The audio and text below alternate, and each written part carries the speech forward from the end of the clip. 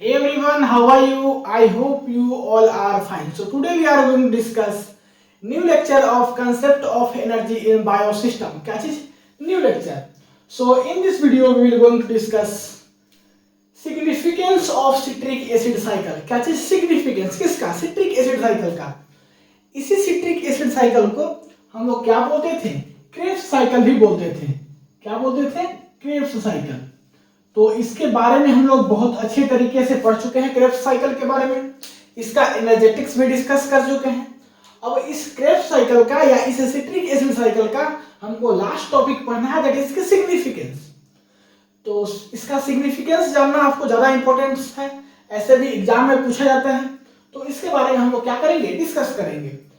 तो 5-6 सिग्निफिकेंस इसका भी है, जैसे कि हम लोग ग्लाइकोलिसिस का पढ़े थे। तो क्या क्या सिग्निफिकेंस है देखते हैं। It is the major source of energy for body. क्या है? मेजर सोर्स है किसका? एनर्जी का, हमारे बॉडी के लिए।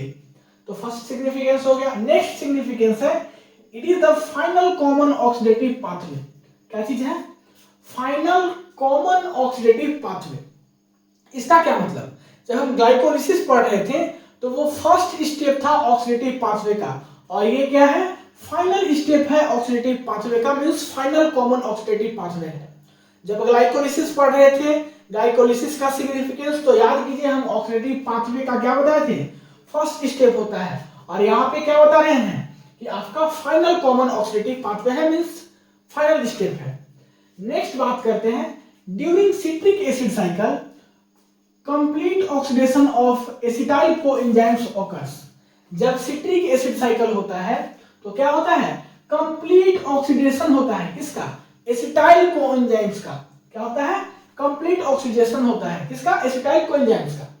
नेक्स्ट है excess of carbohydrates is converted into fats. जो आपका सिट्रिक एसिड साइकिल में एक्सेस होता है कार्बोहाइड्रेट, वो किसमें कन्वर्ट हो जाता है? फैट्स में कन्वर्ट हो जाता है। किसमें? फैट्स में। नेक्स्ट है आपका it also help in the synthesis of non essential amino acids.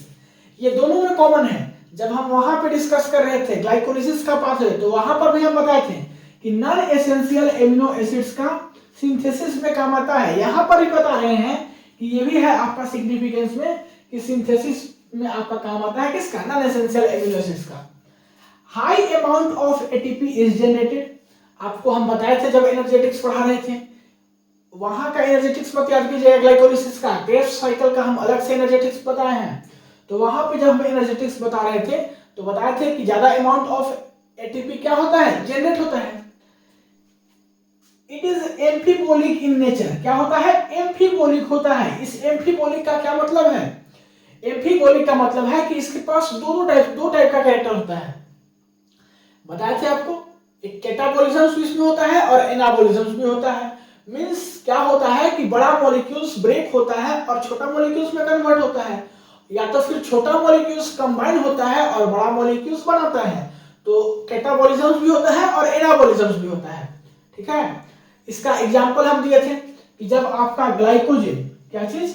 Glycogen क्या है? ये लार्जर मॉलिक्यूल्स है, बड़ा मॉलिक्यूल्स है। ये क्या होगा?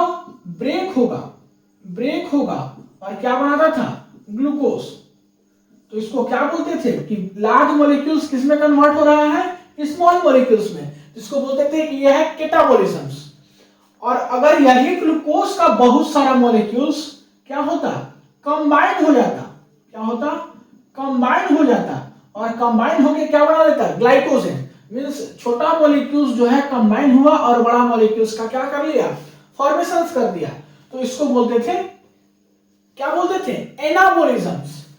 तो इसमें वही बात बताया गया है कि इसका ये जो है आपका क्या होता है? एम्फीबोलिक नेचर का होता है। मींस इसमें कैटाबोलिज्म भी होता है और एनाबोलिज्म भी होता है। कहने का मतलब कि बड़ा मॉलिक्यूल्स कन्वर्ट होकर छोटा मॉलिक्यूल्स में जाता है और छोटा मॉलिक्यूल्स कंबाइन होकर बड़ा मॉलिक्यूल्स भी बनाता है। लास्ट स्टेप है fat is burn on the wick of carbohydrate. क्या चीज? फैट क्या होता है? बर्न होता है वीक ऑफ कार्बोहाइड्रेट्स। इसका बेस्ट एग्जांपल है ऑक्जेलो एसीटेट। क्या चीज? ऑक्जेलो एसीटेट।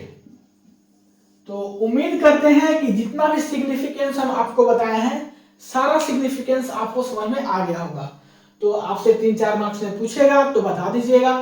अगर कोई ऐसा भी हो सकता है कि एक आध मार्क्स में पूछ दे कि right any two significance of Krebs cycle या सिट्रिक एसिड साइकिल, तो आपको जो पसंद है लिख देना एकदम, ठीक है।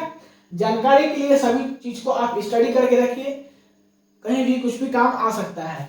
केवल सेमेस्टर एग्जाम ही आपके लिए इंपॉर्टेंस नहीं है, जब केमिस्ट्री फील्ड से बिलोंग करते हो तो आपको बहुत सारा एग्जाम्स मिलेगा, तो हर एक एग्जाम के लिए आपको क्या होना है, तैयार होना है।